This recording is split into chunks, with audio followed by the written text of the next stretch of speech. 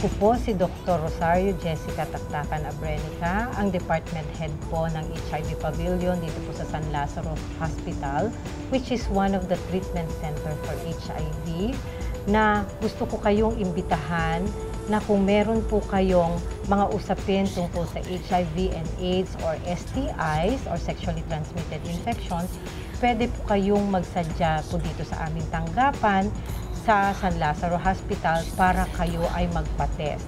Maliban po sa San Lazaro Hospital, pwede rin po kayong magsadya sa Philippine General Hospital o Research Institute for Tropical Medicine dito po sa National Capital Region.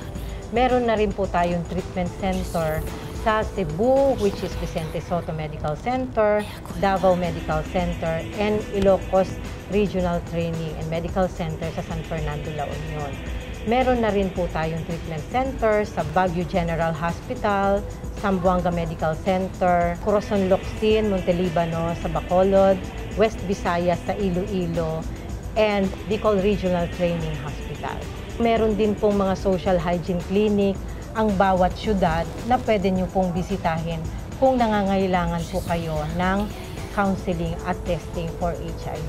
For those who have risky behavior, huwag po kayong matakot, magiging confidential po lahat at sisikapin po namin makatulong po kung ano po yung pwedeng maibigay po na serbisyo po sa inyo.